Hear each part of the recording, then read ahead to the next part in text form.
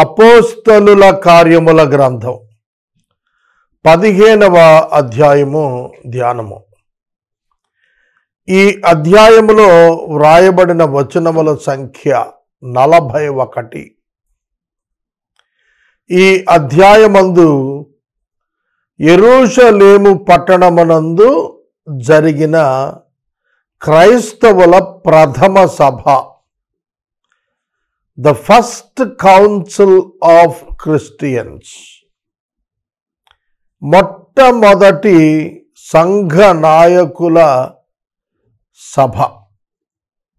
ఇందులో అనేకమైనటువంటి విషయాలు చర్చించారు. వాటిల్లో ప్రధానంగా చర్చకు వచ్చిన అంశం అన్యజనులలో నుండి క్రైస్తవులుగా మార్పు చెందిన వారు యూదులు ధర్మశాస్త్రాన్ని పాటిస్తున్నట్లుగా ధర్మశాస్త్రం పాటించాలా వద్దా అనేది ప్రధాన అంశంగా చర్చించారు. పాటించనక్కర్లేదు అనేటువంటి తీర్మానానికి అందరూ వచ్చి పత్రికలు ఇచ్చుకున్నారు. అందరూ సంతోషించారు. ఇది ప్రధానంగా ఎలా సంభవించింది అనేది 15వ అధ్యాయం చెబుతోంది. సహోదరులలో కొందరు ఆనాడు సంఘాలలో లేచి ప్రప్రథమంగా పెంతెకొస్తు పండుగ నాడు పేతురు గారి ప్రసంగం ద్వారా ప్రభువులోకి వచ్చినటువంటి 3000 మంది కూడాను యూదులే. వారు ధర్మశాస్త్రాన్ని పాటిస్తూ ఉండేవారు. ధర్మశాస్త్రాన్ని పాటించటం మానకుండా క్రీస్తునందు విశ్వాసం ఉంచటం వాళ్ళు చేశారు. ధర్మశాస్త్రం అనే కాడి క్రింద నుండి యేసుక్రీస్తు ప్రభు వారిని విడిపించాడు అనేటువంటి స్పృహ లేని వారిగా ఉన్నారు ఆ కాలంలో. అప్పుడు అన్యులలో నుండి క్రైస్తవులైన వారు ఏం పాటించాలి, ధర్మశాస్త్రం పాటించాలా వద్దా అనేది చాలా పెద్ద ఆర్గ్యుమెంట్ సంఘాలలో ఆ దినాన సంభవించింది. అప్పుడు వీళ్ళంతా కూడా కౌన్సిల్గా, ఒక సమాజ సభగా నాయకులందరూ కూడా కూర్చోవటం జరిగింది. ఇది ఫస్ట్ కౌన్సిల్, సంఘాలన్నింటిలో కూడా జరిగినటువంటి క్రైస్తవులకు చెందిన మొట్టమొదటి సభ. దీనిలో మొదటి 2 వచనాలలో మనకు కొందరు సహోదరుల వల్ల కలిగినటువంటి అభ్యంతరం, లా కీపింగ్ని గురించి, అంటే ధర్మశాస్త్రాన్ని పాటించాలా పాటించొద్దా, సున్నతి పొందాలా పొందకుండానే రక్షణ పొందాము అని నమ్మవచ్చా, ఇట్లాంటి వాటి మీద ఆర్గ్యుమెంట్. సున్నతి పొందితేనే తప్ప, మోషే నియమించిన ఆచారం కదా ఇది, రక్షణ పొందలేరని సహోదరులకు బోధించినప్పుడు పౌలుకు బర్నబాకు వారికి విశేష వాదం తర్కం వచ్చింది. ఈ అంశం విషయమై పౌలు బర్నబాలు యెరూషలేములో ఉన్నటువంటి పెద్దల దగ్గరికి వెళ్ళి తేల్చుకోవాలనేటువంటి నిర్ణయానికి వచ్చారు. అప్పుడు ఈ చర్చ, ఈ యొక్క తగువు యెరూషలేముకు వెళ్ళింది. అక్కడ పేతురు గారు లీడర్షిప్లో ఉన్నారు. ఆయన దాన్ని అడ్రస్ చేశారు. 3-4 వచనాల్లో సిరియాలో నుండి, అంతియోకియలో నుంచి ఈ కౌన్సిల్కి పౌలు గారిని, బర్నబాని డెలిగేట్స్గా పంపాలని అంతియోకియ సంఘం నిర్ణయించుకుంది.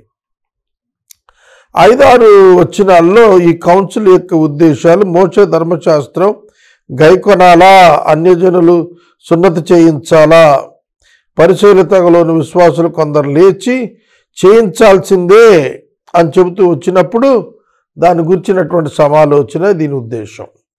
7-11 వచనాల మధ్య పేతురు గారి జవాబు. 12వ వచనంలో పౌలు బర్నబాలు తమ యొక్క అనుభవాలు, లా కీపింగ్ చేయకుండానే దేవుడు తమకిచ్చినటువంటి అనుభవాలు, దేవుడు చేసిన అద్భుతాలు, సూచక్రియలు చాలా అద్భుతంగా వివరించగా వారు శ్రద్ధగా ఆలకించారు. 13-18 వచనాల మధ్య యాకోబు, జేమ్స్ అంటారు, యాకోబు ధర్మశాస్త్రం ఆచరించకుండానే రక్షణ అన్యులకు కలుగుతుందని ప్రవక్తలు బోధించారు అనేటువంటి సత్యాన్ని అతడు లేవనెత్తి వివరణ ఇచ్చాడు.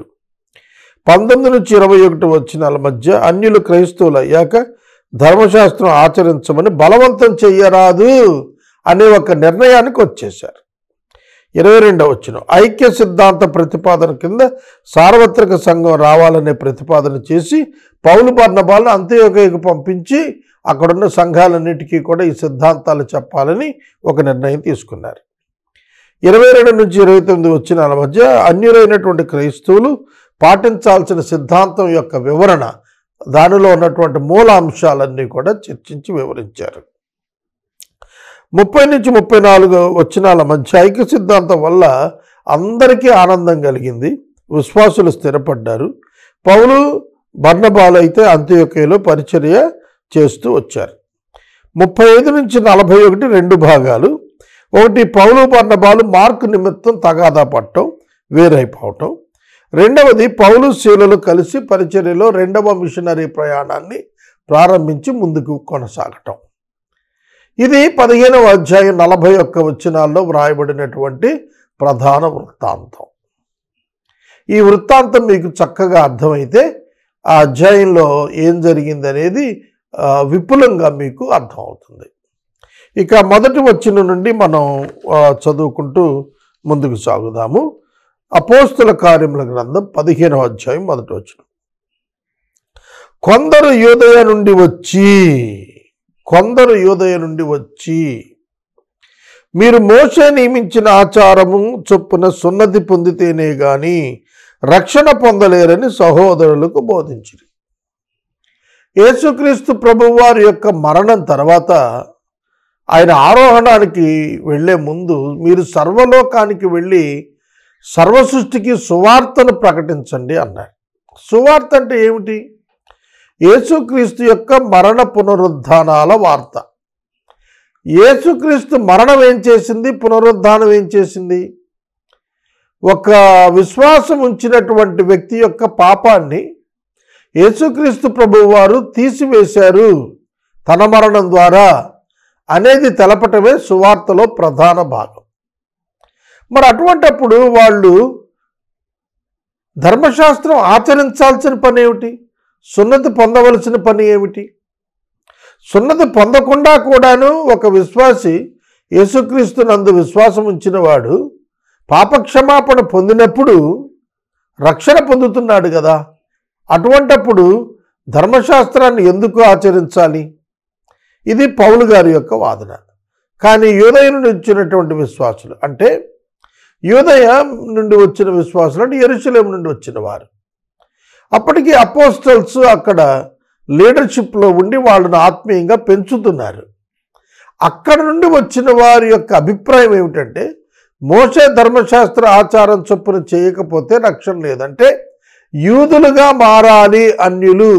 ఒక మాటలో చెప్పాలంటే క్రైస్తవులుగానే కాదు, యూదులుగా కూడా వాళ్ళు మార్పు చెంది దేవుని వాక్యం క్రిందకు రావాలి అనే భావన వ్యక్తీకరణ చేశారు. అయితే జస్టిఫికేషన్ బై ఫెయిత్ అంటే వారికి అర్థం కాలేదు. విశ్వాసం ద్వారా నీతిమంతులు అవ్వటం అనే సిద్ధాంతం వారికి అర్థం కాక ఈ ఆచారాలు చేయాలనేటువంటి వాదన వారు చేశారు. పౌలుకు బర్నబాకు అలా వాదన చేస్తున్న వారితో విశేష తర్కం కలిగింది, వివాదం వచ్చింది. అప్పుడు ఈ అంశం విషయమై పౌలు బర్నబా తమలో మరి కొందరు యెరూషలేముకు అపోస్తలుల యొద్దకు పెద్దల దగ్గరికి వెళ్ళాలని సహోదరులు నిశ్చయించుకున్నారు. కొంతమంది పెద్దలు అంతియొకయ నుండి బయలుదేరి ఈ యూదయ నుండి వచ్చిన వారు చెబుతున్నటువంటి డాక్ట్రిన్పై, సిద్ధాంతంపై చర్చించాల్సిందే. మనం ఒకే బోధ చేయాలి. యెరూషలేములో ఒక రకం సువార్త, అంతియొకయలో ఒక రకం సువార్త బయటికి వెళ్ళకూడదు. సువార్త అంటే ఒకటే సిద్ధాంతం బయటికి వెళ్ళాలి. కనుక అదేమిటి? ధర్మశాస్త్రం పాటించి రక్షణ పొందటమా? ధర్మశాస్త్రంతో నిమిత్తం లేకుండా విశ్వాసం ద్వారా రక్షణ పొందటమా?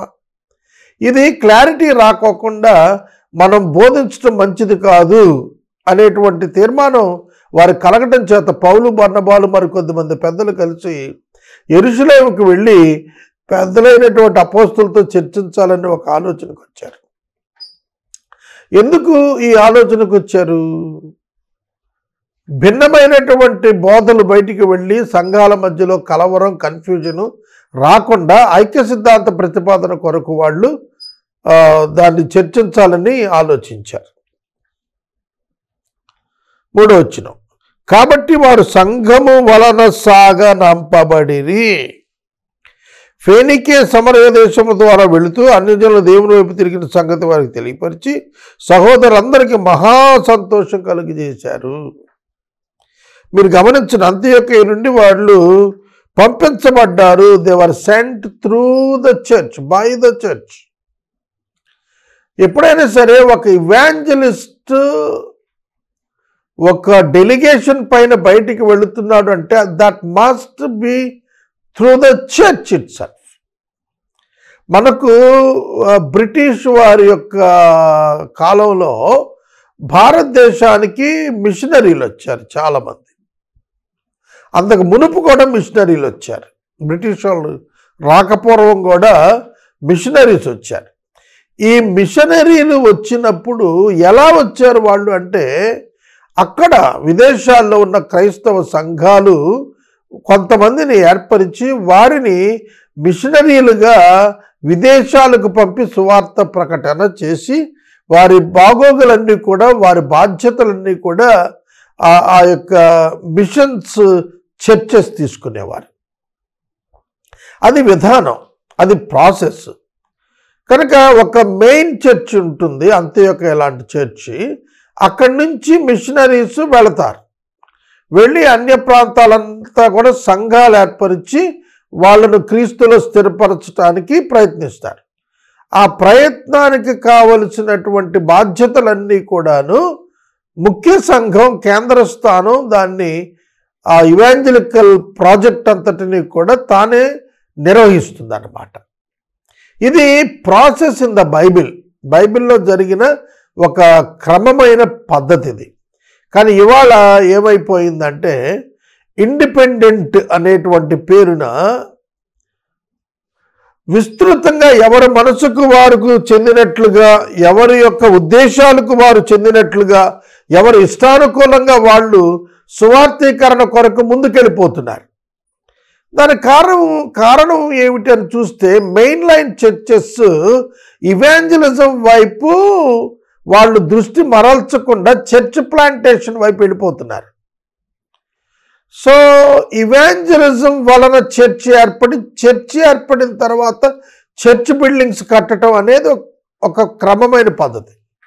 కానీ అలా కాకుండా చర్చ్ లేకపోయినా, అంటే సంఘం అనేది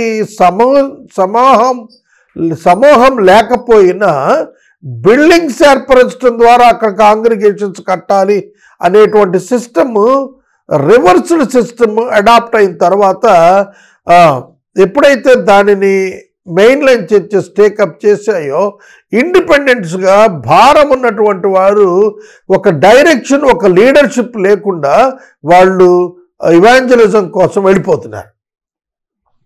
అలా వెళ్ళి వాళ్ళు స్థిరపడటానికి వాళ్ళకు పైన నాయకులు లేని కారణం చేత, వారిని ప్రశ్నించేవారు లేని కారణం చేత, వారికి సరైనటువంటి డాక్టరినల్ బ్యాక్గ్రౌండ్ ఎడ్యుకేషన్ లేకపోవటం చేత, కండిషన్స్కి వారి మైండ్ సెట్ని బట్టి వాళ్ళు రాజీ పడుట చేత రకరకాలైనటువంటి విధ్వంసకరమైనటువంటి ద్వంద్వ పద్ధతులు క్రైస్తవ సంఘంలో చూపించబడ్డాయి.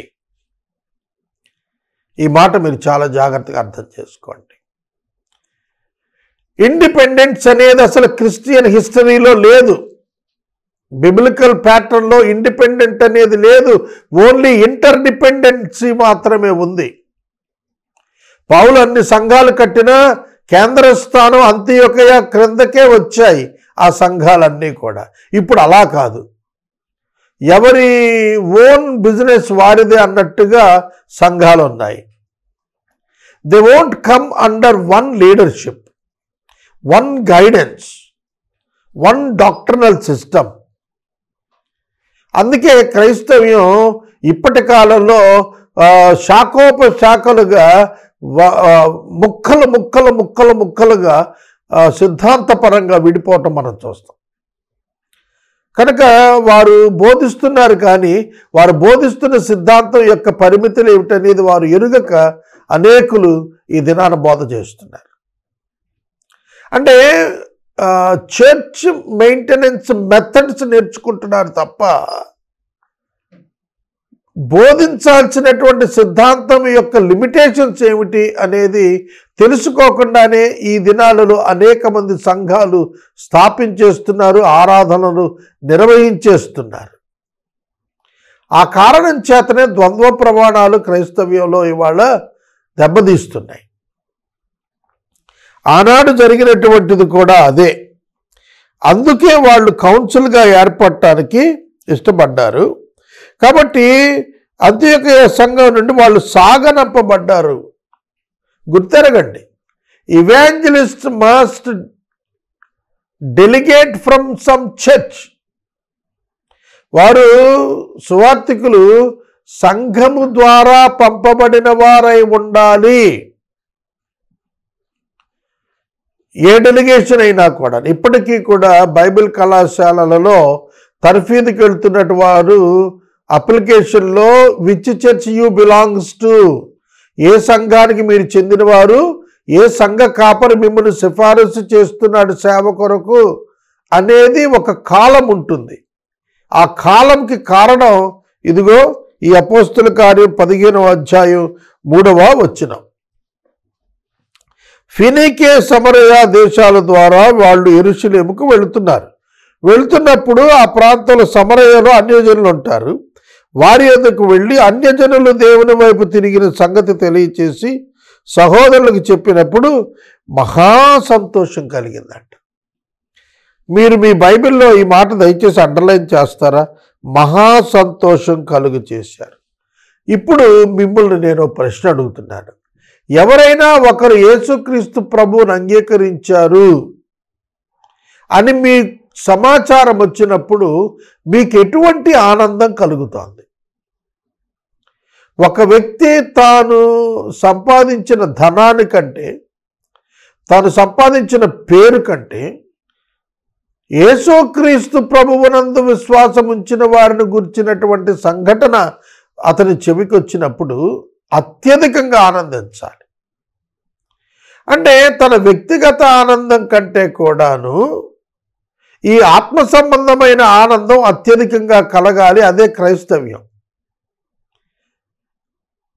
సంఘాలు ఏర్పడటం, ప్రజలు రక్షించబడటం, దేవుడు ప్రజలను దర్శించి తన సంఘంలోనికి చేర్చటం అనే సంఘటనలు మనకు వినబడుతున్నప్పుడు మనం ఆనందిస్తున్నామా, అక్కస్సు చెందుతున్నామా? మనం ఆనందిస్తున్నామా, అసూయపడుతున్నామా? చూడండి, నేను పేర్లు చెప్పను కానీ ఫలానా వారి సంఘం విస్తరించిపోతుంది, ఫలానా వారి సంఘంలో వేల మంది వచ్చేస్తున్నారు అంటే వెంటనే కూర్చొని దీర్ఘంగా రాగాలు తీసి కన్నీరు కార్చే స్థాయిలో క్రైస్తవ సేవకులు ఉంటున్నారు వాళ్ళ. కానీ ఆ రోజు అలా కాదు. అన్ని జనులు రక్షించబడుతున్నారు అనగానే వారంతా మహా ఆనందం పొందారు. That should be the Spirit of the Christian church. క్రైస్తవ సంఘము యొక్క విధి ఏమిటంటే ఎవరు ఎక్కడ రక్షణ పొందుతున్నారన్నా ఆనందించాలి తప్ప ఏడవకూడదు. ఆ సంఘం పెరిగిపోతోంది, ఈ సంఘం పెరిగిపోతోంది అని ఏడ్పు కొట్టువారుగా మనం ఉండకూడదు. వారు యెరూషలేముకు వచ్చారు. రాగా సంఘపు వారును అపోస్తులను పెద్దలను వారిని చేర్చుకొనిరి. బుద్ధి తెచ్చుకుందాం క్రైస్తవ సంఘమా, వారిని చేర్చుకొని ఒక సంఘం నుండి, అంతియోకయ అనే స్థలంలో ఉన్న సంఘం నుండి యెరూషలేము అనే స్థలంలో ఉన్న సంఘానికి ఒక గుంపు ప్రజలు వచ్చారు.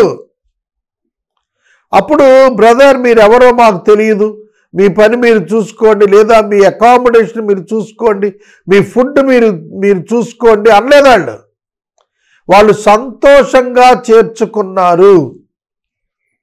ఇవాళ మనం చేర్చుకుంటున్నామా? ప్రాముఖ్యంగా ఇండిపెండెంట్ పాస్టర్స్, నేను చెబుతున్నాను, ఇవాళ చాలా నష్టం చేస్తున్నారు క్రైస్తవ సంఘానికి. ఒక సేవకుడు ఇంకొక సేవకుడు చేర్చుకోవద్దనే ప్రకటనలు చేస్తూ సంఘాల మధ్య విఘాతాలు సృష్టిస్తున్నారు. ఇది దయనీయం. అసోసియేషన్స్ పేరిట కొందరు వేరైపోయి సంఘాన్ని ముక్కలు చేస్తున్నారు. ఇది ప్రమాదం, అసహ్యం. చేర్చుకోవాలి. ఒక సేవకుడిని మరొక సేవకుడు చేర్చుకోవాలి, తృణీకరించకూడదు. కొన్ని భక్తిగల సంఘాలమని చెప్పుకుంటున్న పెద్ద పెద్ద సంఘాల పెద్ద బోధకులు కూడా మన సహవాసం కాని వారిని చేర్చుకోవద్దని చెబుతున్నటువంటి దొంగలున్నారు, ప్రబుద్ధులున్నారు, దుష్టులున్నారు. వాళ్ళను నేను ప్రబుద్ధులని, దొంగలని, దుష్టులని పోల్చాను. గమనించారా? అవును. అంటే మీ సహవాసం పేరు బ్యానర్ ఉన్న వాళ్ళనే చేర్చుకోవాలా? మీ అసోసియేషన్ కింద ఉన్న సేవకులా? వారిని మాత్రమే చేర్చుకోవాలా? వేరే సహోదరులు చేర్చుకోవద్దా? ఇది దురాగతం, క్రైస్తవ్యంలో హేయం. మీరు చూడండి, యెరూషలేములో ఉన్న సంఘం అంత్యోకయ నుండి వచ్చిన సహోదరులను చేర్చుకున్నారు. మీరు ఈ మాట గుర్తెరగండి. యెరూషలేములో ఉన్నవారేమో లా కీపింగ్ మీద టీచింగ్లో ఉన్నారు. అంత్యోకయలో పౌలు, బర్నబాల క్రింద ఉన్నవారు without law we can be saved, ధర్మశాస్త్రం లేకుండా కూడా విశ్వాసంతో రక్షణ పొందొచ్చని టీచింగ్లో వాళ్ళు ఉన్నారు. చూడండి, డాక్టర్నల్గా వాళ్ళు ఒకరికొకరు యాక్సెప్టెన్స్లో లేరు అప్పటికి. అయినా కూడా వారు ఒకరినొకరు చేర్చుకున్నారు. ఇవాళ సిద్ధాంతాల పేరిట ఎందుకు క్రైస్తవ సంఘం విడిపోయింది? వీరు ఫలానా సంఘం వారు, మనం ఫలానా సంఘం వారు, మన డాక్టర్ ఇది కనుక మనం విడిపోదామని ఎందుకు అనుకుంటున్నారు? ఇవాళ సేవకులు భ్రష్టత్వానికి అలవాటు పడ్డారు. అది తప్పు. ప్రతి విశ్వాసిని మరొక విశ్వాసి చేర్చుకోవాలి. ప్రతి విశ్వాసితో మరొక విశ్వాసికి ఆత్మ సంబంధమైనటువంటి సంబంధం ఉంది. ఒకే మందిరంగా విశ్వవ్యాప్త సార్వత్రిక సంఘం కట్టబడుతోంది. ఆత్మ సంబంధమైనటువంటి మందిరంలో సజీవమైన రాళ్ల వలె ఉండి కట్టబడుతున్నటువంటి క్రైస్తవ సంఘం ఎందుకు మరొక విశ్వాసిని తృణీకరిస్తున్నారు? ఇవాళ చేర్చుకోలేకపోతున్నారు అంటే వారి మారు మనసు సరైనది కాదని మనం అర్థం చేసుకోవాలి. తదుపరి వచనానికి వెళదాం. దేవుడు తమకు దేవుడై ఉండి చేసినవన్నీ వారు వివరించిరి. ఇదేమిటి? దేవుడు తమకు తోడై ఉండి చేసినవి వారు వివరించారట. అంటే doctrines may be different, but the work of God is happening in all the churches. సంఘాలలో సిద్ధాంతపరంగా, ఆలోచనల పరంగా, బోధలోని అవగాహన పరంగా వేరున్నా దేవుడు వాటిని పట్టించుకోకుండా తన కార్యాన్ని అన్ని సంఘాల్లో చేస్తున్నాడు. అటు యెరూషలేములోని అద్భుతాలు జరుగుతున్నాయి, అంత్యోకయలోనూ సూచక క్రియలు అద్భుతాలు జరుగుతున్నాయి. మరి వారి టీచింగ్ వీరి టీచింగ్ కాంట్రడిక్ట్ అవుతోంది కదా అంటే దేవుడు వాటిని పట్టించుకోలేదు. Of course there understanding may be low comparing with others. ఇతరులతో పోల్చుకుంటూ అవగాహనలో వ్యత్యాసాలను దేవుడు పట్టించుకొని విశ్వాసాలు చేయి వదిలిపెట్టడం లేదు. మన యొక్క ఆలోచనలు కూడా డాక్టర్స్ పట్ల అట్లాగే ఉండాలి. వారు యేసుక్రీస్తునందు విశ్వాసం ఉంచుతున్నారా లేదా అనేది ఖచ్చితంగా చూసుకోవాలి. యేసుక్రీస్తును దేవునిగా విశ్వసింపని వాడితో మనం జత కట్టకూడదు. యేసుక్రీస్తును దేవునిగా అంగీకరించే ప్రతి ఒక్క విశ్వాసతో సిద్ధాంతపరంగా కొన్ని స్వల్పమైనటువంటి మార్పులున్నా కూడాను మనం అంగీకరించి వారితో కలవాలి. అది మన ధర్మం. విశ్వాసము ద్వారా నీతిమంతులుగా తీర్చబడతామని నమ్మే ప్రతి వారు కూడా సమాజంగా యునైట్ అవ్వాలి. అదే క్రీస్తు యొక్క ధర్మం. కనుక క్రీస్తు మన కొరకు చనిపోయాడనేటువంటి ఆ అవగాహనను ఎవరైతే కలిగి ఉంటారో వారంతా కలిసి ఉండాలి. అదే ధర్మం. తరువాత పరిసయ్యుల తెగలో విశ్వాసులైన కొందరు లేచి అన్యజనులకు సున్నతి చేయించాలని, మోషే ధర్మశాస్త్రం గైకొనండని వారికి ఆజ్ఞాపించాలి అని ఒక ఆర్గ్యుమెంట్ వచ్చింది. పరిసయ్యుల తెగ, జాగ్రత్త, అంటే పరిసయ్యులు అంటే అధిక నీతిమంతులు. They are the special keepers of the law, practitioners of the law of Moses. మోషే ధర్మశాస్త్రాన్ని అతి నిష్టగా పాటించేటువంటి వాళ్ళు పరిసయ్యులు.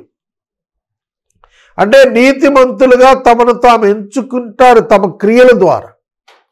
మనకి పరిసయ్యుడు, సుంకరి ఇద్దరి ప్రార్థన యేసుక్రీస్తు ప్రభు ఒక ఉపమానంగా చెప్పారు. మీకు గుర్తుందా? పరిసయ్యుడు దేవుని ఎదుటికి వెళ్ళి, ప్రభువా, నేను నీ ఎదుట ఈ పాపి అయిన సుంకరి వలె కాక ఉపవాసం ఉంటున్నా, దశంభాగం ఇస్తున్నా, ధర్మశాస్త్రం పాటిస్తున్నా అని అతిశయంగా చెప్పుకున్నాడు. అంటే అతను ధర్మశాస్త్రాన్ని పాటించటాన్ని బట్టి అతిశయించేవాడుగా కనబడతాడే. అలాంటి వాళ్ళల్లో నుంచి రక్షణ పొందినటువంటి వారు, అలాంటి వారిలో నుంచి విశ్వాసులైన వారిలో కొందరు లేచి అన్యజనులకు సున్నతి చేయిద్దాం, మోషే ధర్మశాస్త్రం గైకొనమని వారికి ఆజ్ఞాపిద్దాం అని చెప్పారు. అప్పుడు అపోస్తలులు, పెద్దలు ఈ సంగతిని గురించి ఆలోచించడానికి కూడి వచ్చారు. బహుతర్కం జరిగిన తరువాత పేతురు లేచాడు. క్రైస్తవ సంఘం ఒక్క విషయం మర్చిపోకూడదు. హెల్దీ ఆర్గ్యుమెంట్, జాగ్రత్తగా వినండి. Healthy argument, unhealthy argument. Healthy argument subject explanation కోసం చేసేది. అన్హెల్దీ ఆర్గ్యుమెంట్ డిఫరెన్స్ మేకింగ్ కోసం, డివిజన్ కోసం చేసేది. కాబట్టి మీ ఆర్గ్యుమెంట్ ఖచ్చితంగా చర్చలో జరగాలి. అది హెల్దీ ఆర్గ్యుమెంట్ అయి ఉండాలి.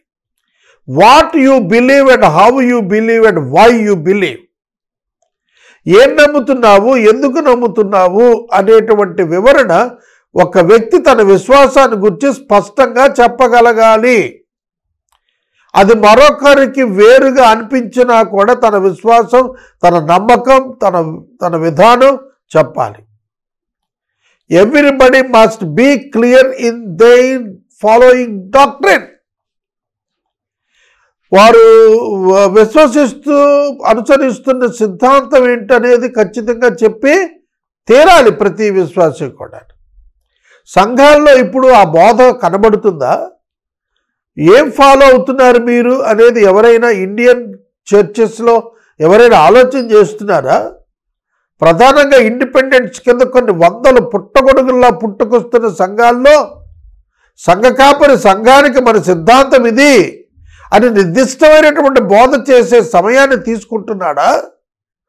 ఇవాళ ఆలోచించుకోవాలి.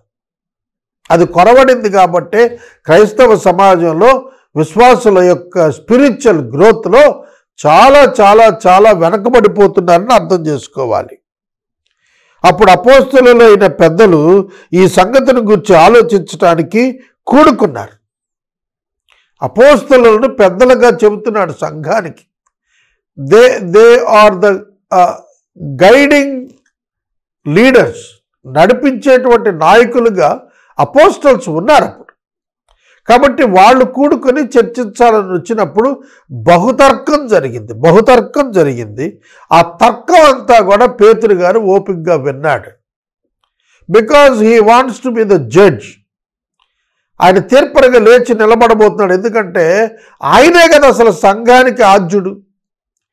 పెంతెకొస్తు పండుగ నాడు పరిశుద్ధాత్మ చేత నింపబడినటువంటి వాడే యెరూషలేములో యేసుక్రీస్తు ప్రభు మరణ పునరుద్ధానాలను గురించి ధైర్యంగా లేచి ప్రకటించిన వాడు పేతురే కదా. మరి అప్పుడు ఆయన ఉద్దేశం రక్షించబడిన వారు, అన్యులలో నుండి రక్షించబడిన వారు ధర్మశాస్త్రం పాటించాలనే ఉద్దేశంతో ఆ సువార్త చెప్పాడా? లేక ఆ తర్వాత రక్షణ పొందినటువంటి వారిలో ఉన్నటువంటి పరిచయులు, ఇతరులు తమ సిద్ధాంతాలను వారు ప్రవేశపెట్టారా? కాబట్టి పేతురే లేచి జవాబు చెప్పాలి. ఎందుకంటే పేతురే సంఘ ఆవిర్భావానికి దేవుడు ఏర్పరచుకున్నటువంటి ఆద్యుడు గనుక.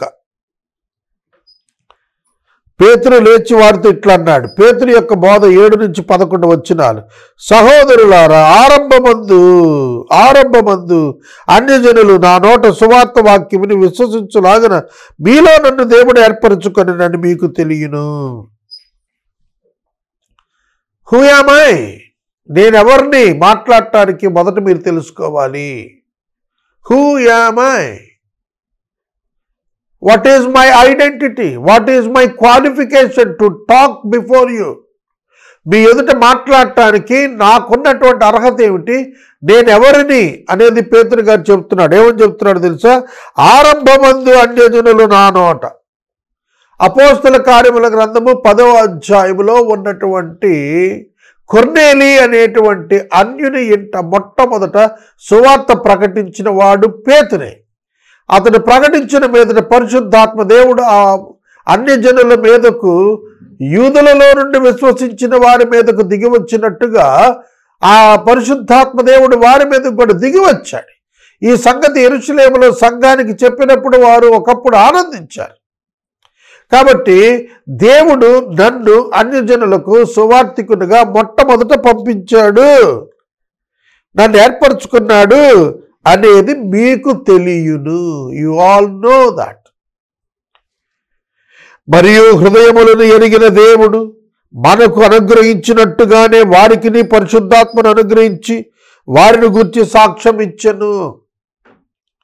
కనుక వాళ్ళు రక్షించబడ్డారు అని వారు విశ్వసించారు, వారు రక్షించబడ్డారు, వారు కూడా మీ వంటి రక్షణ పొందిన వారే అని జూయిష్ క్రిస్టియన్స్తో జెంటైల్ క్రిస్టియన్స్ను ఈక్వల్గా ఉన్నారని పరిశుద్ధాత్మ దేవుడు చెప్పటానికి తాను వారి మీదకు దిగి వచ్చి సాక్ష్యం ఇచ్చాడు.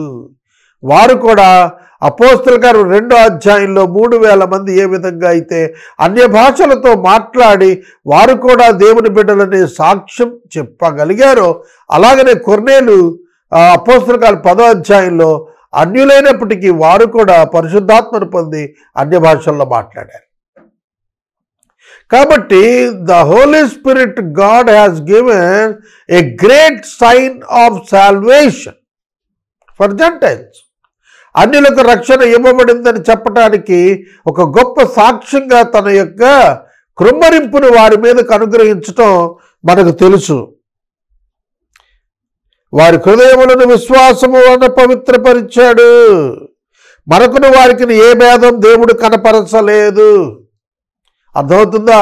పేతురు competent leader for giving explanation to all kinds of arguments. అన్ని రకాల తర్కాలకి, వాదాలకి జవాబు ఇవ్వగలిగిన వాడు పేతురు గారి. ఎందుకంటే యూదుల మధ్య సువార్త ప్రారంభించిన వాడు ఆయనే, అన్యుల మధ్య సువార్త ప్రారంభించిన వాడు ఆయనే. యూదుల మధ్య సువార్త ప్రకటన తర్వాత ఏ పరిస్థితులు ఉన్నాయో, ఏ విధంగా పరిశుద్ధాత్మ దేవుడు దిగొచ్చారో, అలాగే అన్యుల మధ్య కూడా పరిశుద్ధాత్మ దేవుడు అలాగే దిగివచ్చి ఏ భేదం కనపరచకుండా వారు విశ్వాసం వల్ల పవిత్రపరచబడ్డారు అనేది తెలియచేశాడు. కాబట్టి మన పితరులైనను మనమైనను మోయలేని కాడిని శిష్యుల మెడ మీద పెట్టి మీరెందుకు దేవుని శోధిస్తున్నారు? ప్రశ్న.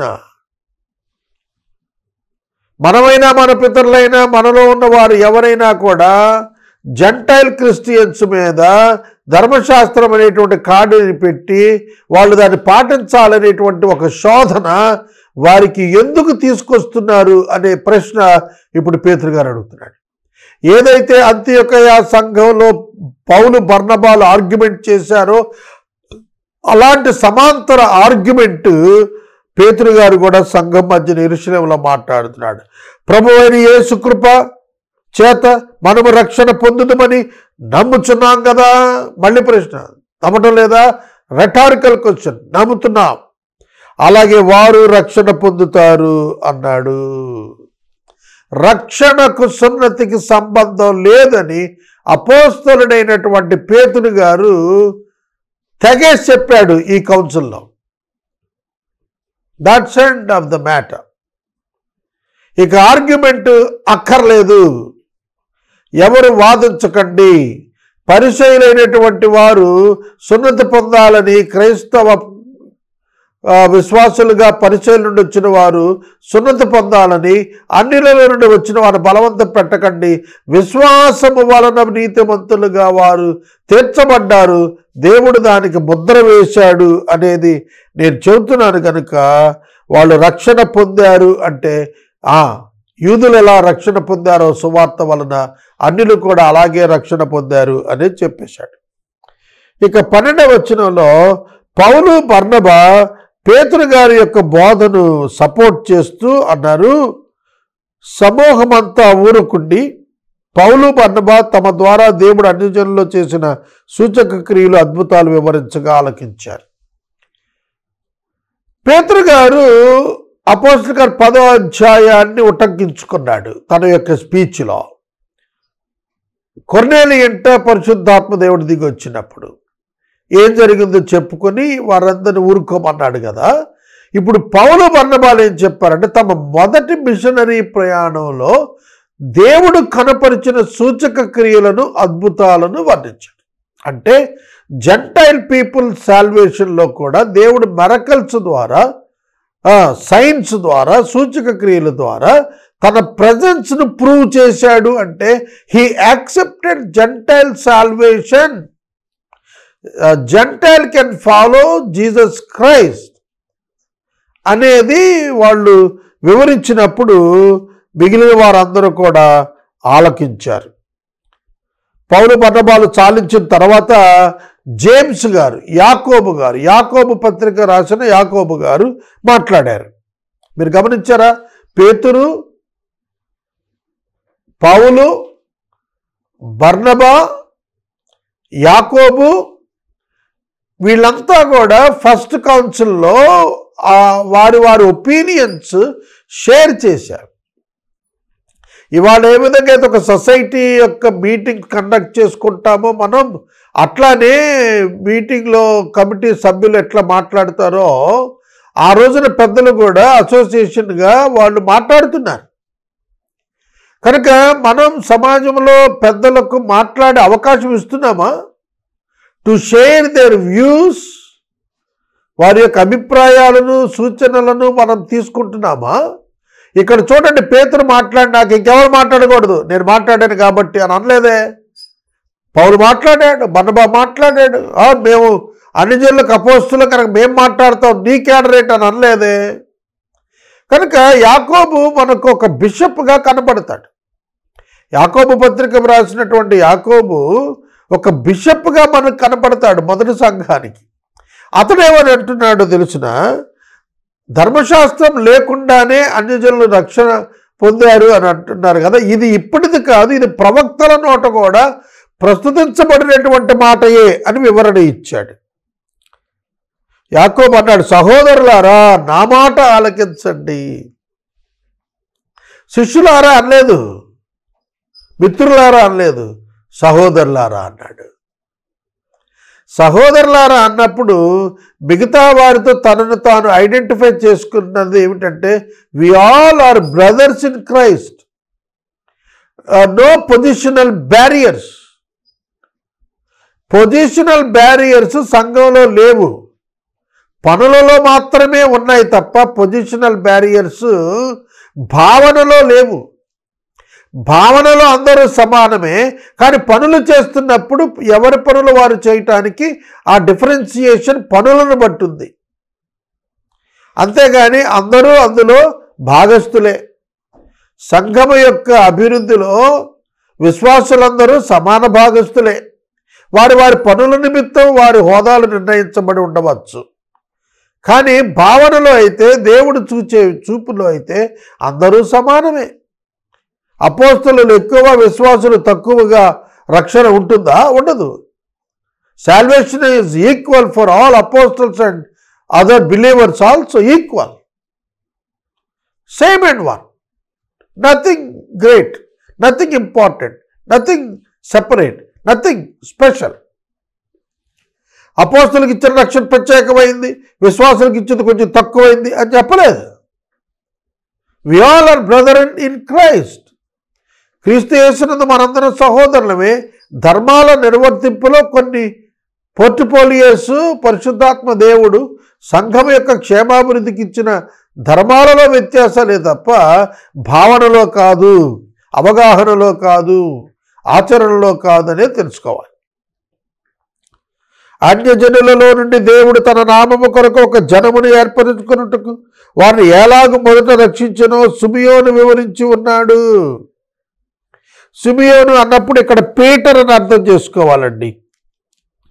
సిమియోను వివరించి ఉన్నాడు. ఇందుకు ప్రవక్తల వాక్యాలు సరిపడ్డాయి అని చెప్పి ఆమోసుది చెప్పినటువంటి వాక్యాన్ని ఇక్కడ చెప్పాడు. ఆ తర్వాత నేను తిరిగి వచ్చేదను, మనుషులలో కడమవారును నా నామము ఎవరికి పెట్టబడినో ఆ సమస్త అన్యజనులను ప్రభువును వెతుకున్నట్లు పడిపోయిన దావీదు గుడారమును తిరిగి కట్టెదను, దాని పాడైన దాన్ని తిరిగి కట్టి దాన్ని నిలవబెట్టేదనని అనాది కాలము నుండి ఈ సంగతులు తెలియపరిచిన ప్రభువు సెలవిస్తున్నాడు. ఆమోసు యొక్క ప్రాఫెసీ ఇక్కడ యాకోబు ఎత్తి చూపిస్తున్నాడు. ఎండ్ టైమ్స్లో gentiles will come to Jerusalem. యెరూషలేమునకు అన్యజనులు ప్రవాహంలా వస్తారు. 1000 ఏళ్ల పాలనలో యేసుక్రీస్తు ప్రభువారు స్వయంగా పరిపాలిస్తున్నప్పుడు యూదులు మాత్రమే కాక రక్షించబడిన వారందరూ కూడా యెరూషలేంకి వస్తారు. యెరూషలేము తిరిగి కట్టినప్పుడు అందులో అన్యజనుల పాత్ర ఉంటుంది, అన్యజనుల ప్రవేశం ఉంటుంది. ఒకప్పుడు యెరూషలేము యొక్క మందిరానికి అన్యజనుల యొక్క ప్రవేశం లేదు. కానీ దావీదు గుడారం తిరిగి కట్టబడినప్పుడు, అంటే యేసుక్రీస్తు వారు రెండవ రాకడలో యెరూషలేమునకు వచ్చినప్పుడు యెరూషలేము మందిరంకు అన్యజనుల ప్రవాహం ఉంటుంది. ఇది ముందస్తుగానే అనాది కాలం నుండి ప్రవక్తలు చెబుతూనే వచ్చారు. Prophets confirmed gentile salvation.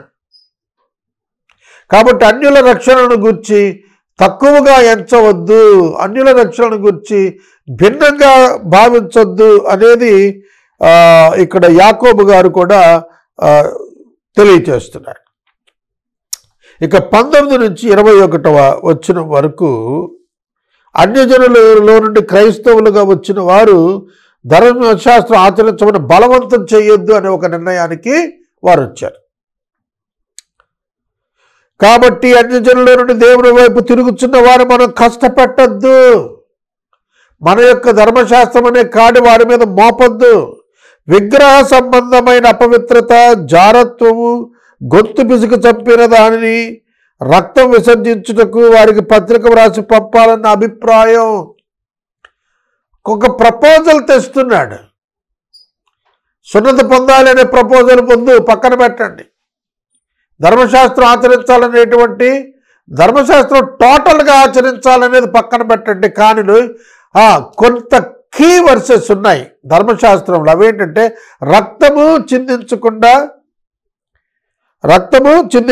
గొంతు పిసికి చంపిన దాన్ని తినకూడదు,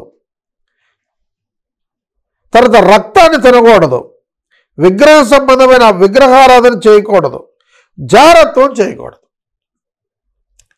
ఇది మనం క్రైస్తవులైన ప్రతి ఒక్కరూ కూడా పాటించాల్సిన నీతిగా నేను భావిస్తున్నాను, పాటించవలసిన ధర్మాలుగా నేను భావిస్తున్నాను. ఇది నా అభిప్రాయం. ఏనైనా సమాజ మందిరాల్లో ప్రతి విశ్రాంతినైనా మోషే లేఖనం చదవటం వలన మునుపటి తరముల నుండి అతని నియమమును ప్రకటించేవారు ప్రతి పట్టణములో ఉన్నారు. ప్రతి పట్టణములోనూ ధర్మశాస్త్రాన్ని ఆచరించే వాళ్ళు ఉన్నారు. కనుక సినగోగ్స్కి వస్తున్న వారికి మనము యేసుక్రీస్తునందు మనకు చాలా స్వతంత్రం వచ్చింది అని చెప్పి ధర్మశాస్త్రంలో ఉన్న కొన్ని మీరటం ప్రారంభించాం అనుకోండి. ఈ మీరటం ప్రారంభించడం అంటే అన్ని విషయాలు చేయదగినవి కాదు కదా. ఓల్డ్ టెస్టిమెంట్లో దేవుడు విగ్రహారాధనను ఆయన అసహించుకున్నాడు. న్యూ టెస్టిమెంట్లో ఆహ్వానిస్తాడా? ఆహ్వానించడు. కాబట్టి దాన్ని ప్రపోజ్ చేశాడు. గొంతు పిసికి చంపింది, రక్తం చిందించకుండా చేసిన దాన్ని ఆయన ఆహ్వానిస్తాడా? అంటే కొంత ధర్మశాస్త్రంలో క్రైస్తవుడు సైతం ఆచరించాల్సినవి, దేవునికి ఇష్టము లేనివిగా డెలిబరేట్గా చెప్పబడిన కొన్ని విషయాలు క్రైస్తవులు, న్యూ టెస్టిమెంట్ పీరియడ్ క్రిస్టియన్స్ కూడా, జెంటైల్స్ నుంచి వచ్చినటువంటి వారు కూడా అది వాళ్ళు అబ్జర్వ్ చేయాలి అని ఒక స్పెషల్ అమెండ్మెంట్ ఈయన తీసుకొని వచ్చాడు. ఎందుకంటే మనం వెళుతున్న ప్రతి ప్రాంతంలో కూడా సినగోగ్స్లో వాక్యం వినేవాళ్ళు ఎక్కువ మంది ధర్మశాస్త్రం వినేవాళ్ళు ఉన్నారు కనుక వాళ్ళు దీనికి అట్రాక్ట్ అవుతారు.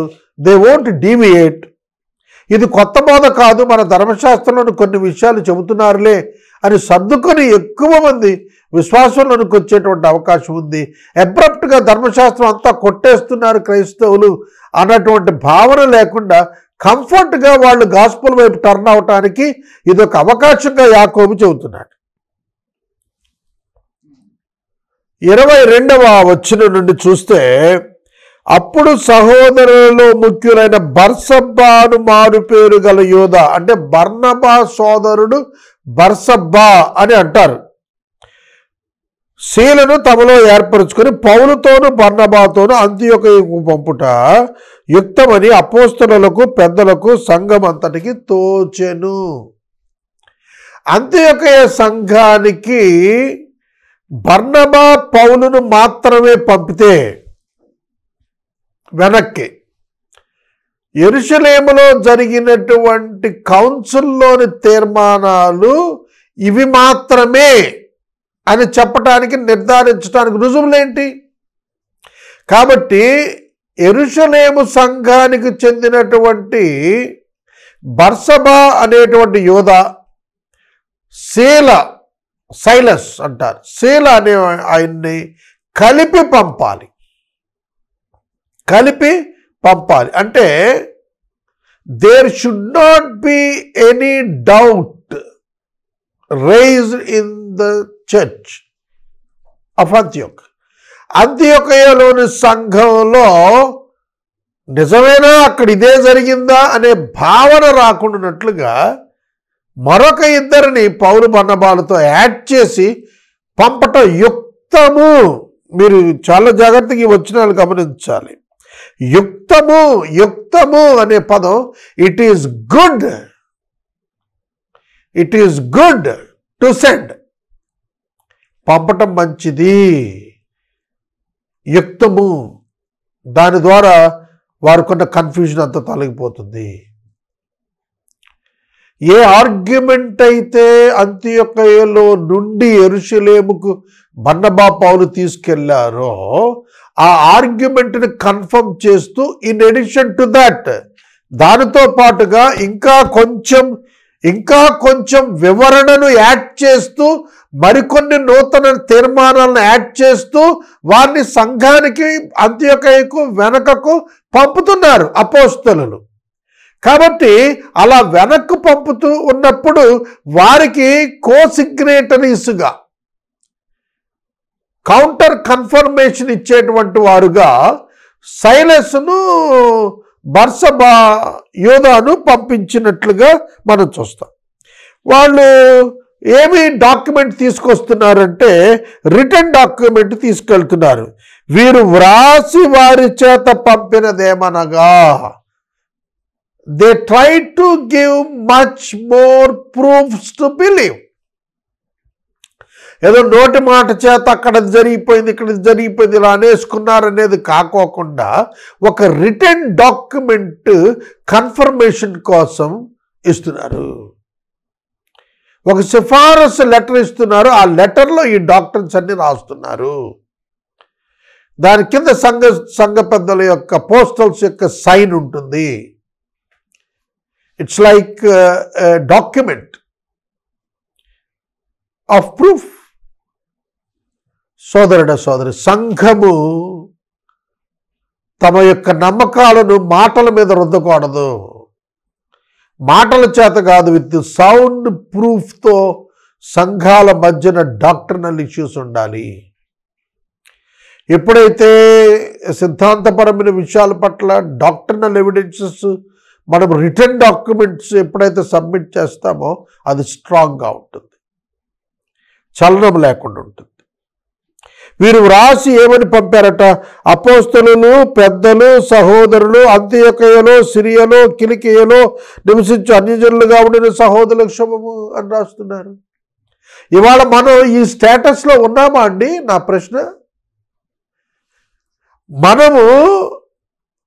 మనకు ఇతర సంఘాలైన వారికి శుభము అని చెప్పి ఉత్తరం రాయగలుగుతున్నామా?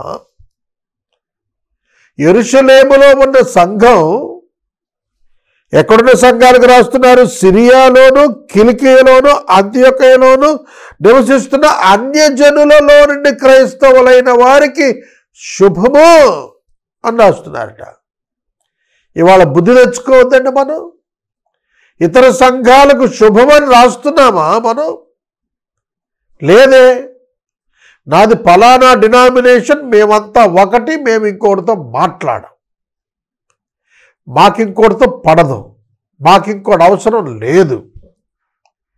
భూమి మీద ఈ రోజున ఆనాడు మేము కేఫా వారము, పౌలు వారము, అపోల్లో వారం అనే డివిజన్స్ పెట్టుకుని వేరైపోతే పౌలు గారు కొరింథీ సంఘాన్ని ఎలా ఖండించాడో ఇవాళ అవే కండిషన్స్ ప్రివేల్ అవుతున్నాయి, సంఘాల్లో కనబడుతున్నాయి. అది దౌర్భాగ్యంగా నేను భావిస్తున్నాను. Church is universal. సంఘము సార్వత్రికము మరియు ఐక్యము. స్థానిక సంఘాలు ఇతర స్థానిక సంఘాలను గౌరవించటం, ప్రేమించటం, అభిమానించటం, ఆదరించటం నేర్చుకోవాలి. శుభం అని చెప్పాలి. ఒక సంఘం ఆవిష్కరించబడి అభివృద్ధి చెందుతుంటే ఇంకొక సంఘం దాన్ని చూసి ఆనందించి దాని అభివృద్ధిలో భాగస్థులు అవ్వాలే తప్ప ఏడ్చి ఏడ్చి ఏడ్చి వారు ఎప్పుడు నాశనం అవుతారా అని చెప్పి చూడకూడదు. సేవకులు జాగ్రత్త, మీరు తీర్పులోకి వస్తారు. కొందరు మా యొద్ద నుండి వెళ్ళి తమ బోధ చేత మిమ్మల్ని కలవరపరిచి మీ మనసులు చెరుపుచున్నారని వింటిమి. ఎవరి ద్వారా? పౌలు బర్నబాల ద్వారా విన్నారు. మా యొద్ద నుండి వచ్చిన కొందరు మనుషులు, చెప్పాను కదా 15వ అధ్యాయం 1వ వచనంలో కొందరు మనుషులు. ఎవరి కొందరు? యెరూషలేము నుండి అంతియోకయకు వెళ్ళి వారు చెరుపుతున్నారు, కలవరపరుస్తున్నారు హృదయాల్ని. లా ప్రాక్టీస్ చేయండి మీరు, సున్నతి పొందండి మీరు అని చెప్పి అంత్యోకయలో ఉన్నటువంటి అన్ని జనాంగాన్ని కలవరపరుస్తున్నారని మా దృష్టికి వచ్చింది. వారికి మేము అధికారం ఇచ్చి ఉండలేదు.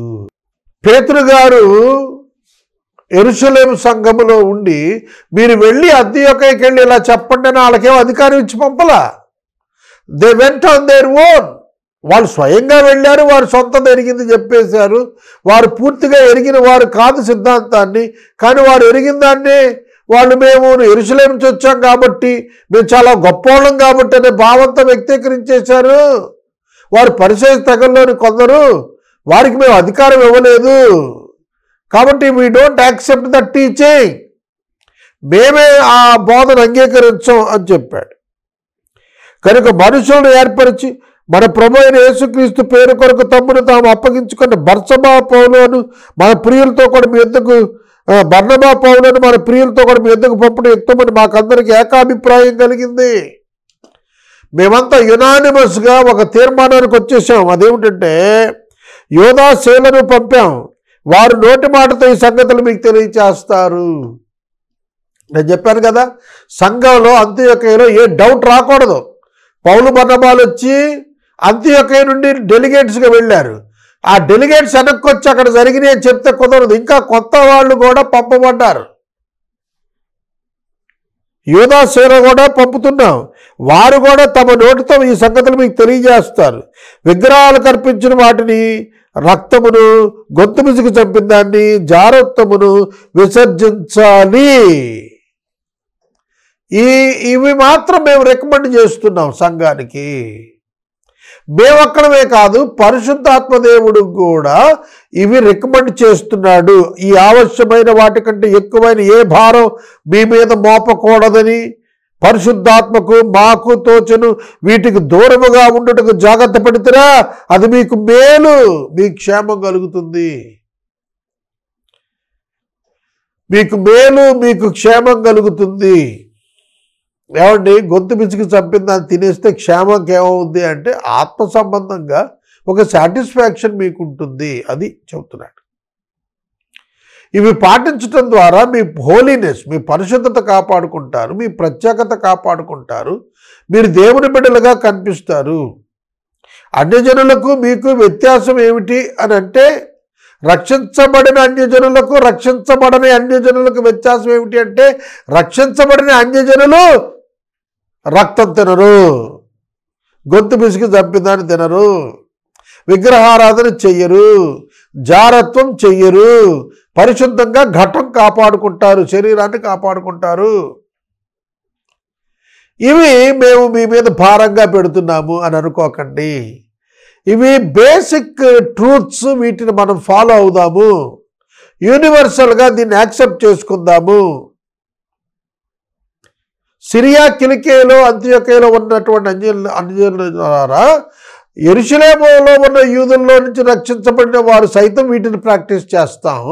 అన్యుల్లో నుండి వచ్చిన మీరు కూడా దీన్నే ప్రాక్టీస్ చేస్తే ఒక కామన్నెస్ అమాంగ్ ద చర్చ్ ఏర్పడుతుంది. సంఘంలో ఒక సాధారణమైనటువంటి ఒకే స్థితి కనబడులాగానే ఇది మీరు చేద్దాము అని మాకు పరిశుద్ధాత్మ కూడా తోచింది. అంటే they depended upon the Holi Spirit and they consult the word of God and they consult the Spirit of God in prayer.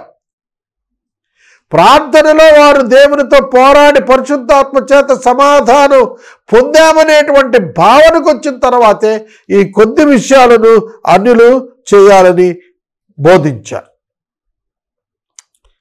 అలా రాసిన తర్వాత వారు సెలవు పుచ్చుకున్నారు. యూదా, శీల, పౌలు, బర్నబా అనేవాడు సెలవు పుచ్చుకొని అంతియోకియకు వచ్చి ఆ పత్రిక ఇచ్చారు. అంతియోకియలోని విశ్వాసులందరూ ఆ పత్రిక చదువుకున్నారు, ఆదరణ పొంది సంతోషించారు. ఆ పత్రిక చదివినప్పుడు ఆదరణ పొంది సంతోషించారు. మీ సంఘంలో ఆదరణ పొంది సంతోషించిరి అనే అనుభవం బైబిల్ గ్రంథంలో ఉన్న పత్రికలు చదువుతున్నప్పుడు మీరు ఫీల్ అవుతున్నారా? ఆధ్యాత్మిక ఆనందం అభివృద్ధి చెందుతుందా? పత్రికలు చదువుతున్నప్పుడు పత్రికలు డూస్ అండ్ డోంట్స్ను వర్ణిస్తున్నాయి.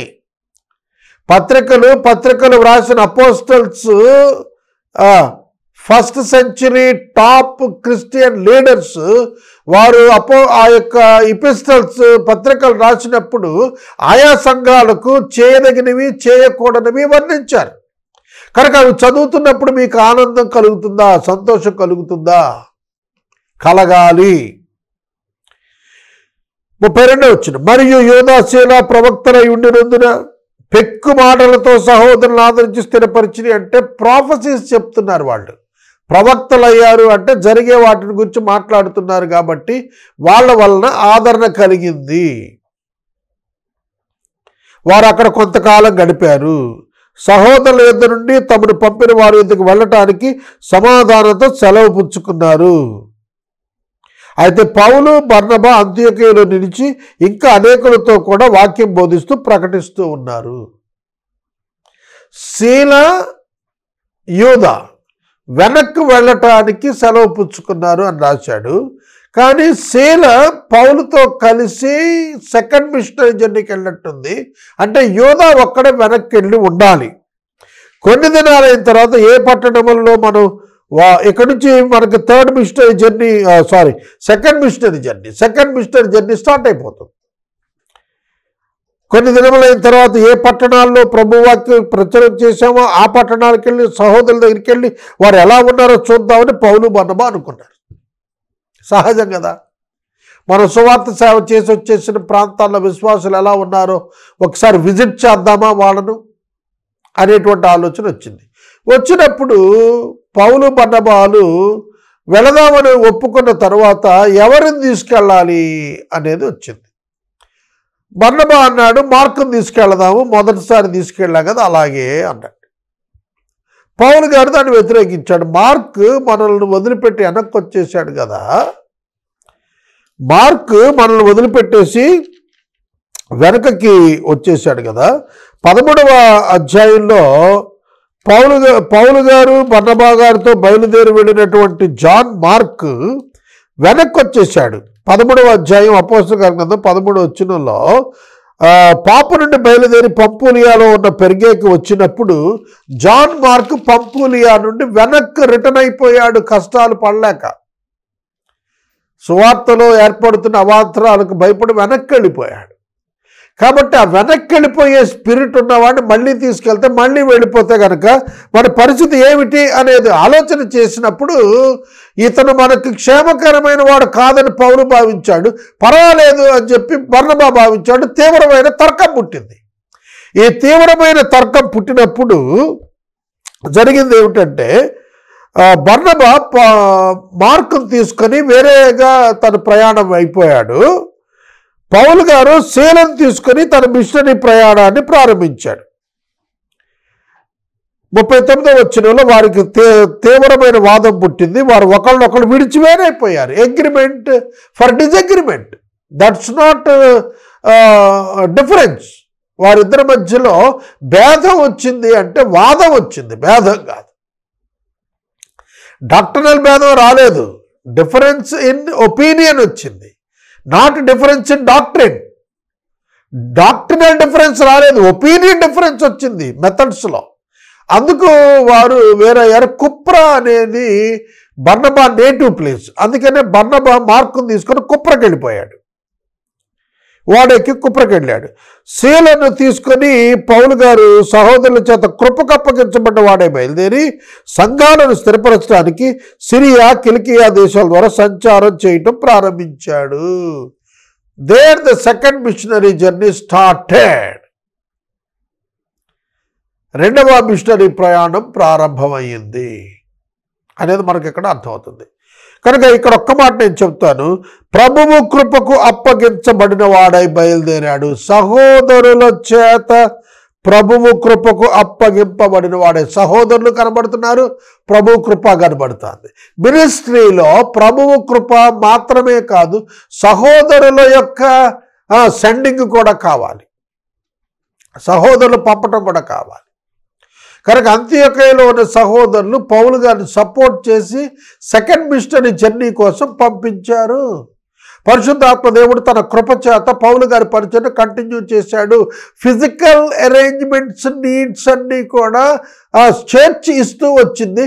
స్పిరిచువల్ నీడ్స్ అన్నీ కూడా పరిశుద్ధాత్మ దేవుడు తన కృపలో తీరుస్తూ వచ్చాడు. భౌతిక విషయాల్లో సంఘం, భౌతిక అంశాలలో సంఘం సహాయంగా నిలబడింది. ఆత్మ సంబంధమైన విషయాలు, సూచక క్రియలు, అద్భుతాలు చేయటం ద్వారా, పరిశుద్ధాత్ముడు తన కృపను వారికి కనపరచడం ద్వారా, వాటిని సంరక్షించడం ద్వారా సువార్థీకరణను బలంగా జరిగించాడు. కనుక సంఘం యొక్క బాధ్యత ఉంది, విశ్వాసులు బాధ్యత ఉంది, మిషనరీని పంపించడంలో దేవుని కృప ఉంది. కాబట్టి మిషనరీస్ని పంపించండి. అన్య ప్రదేశాల్లో ఎక్కడ సువార్త లేదో, ఎక్కడ ప్రజలు నశిస్తున్నారో అక్కడకు దేవుని బిడ్డలు వెళ్ళి సువార్త ప్రకటించడానికి దేవుని కృప మాత్రమే కాదు, విశ్వాసులుగా మీ చేయూతనిచ్చి పంపించండి. That's happened in the Bible. అదే మనకు ఇక్కడ కనిపిస్తోంది. 41వ వచనం దగ్గర సంచారము చేయుచు ఉండెను. Present continuous tense. They started going to the other places also. ఇతర స్థలాలకు కూడా వాళ్ళు వెళుతున్నారు. ఇక్కడ 15వ అధ్యాయాన్ని మనం నిలుపుదల చేసుకుంటున్నాము, సంపూర్తి చేసుకున్నాము. 16వ అధ్యాయం మరలా ధ్యానం చేస్తాం.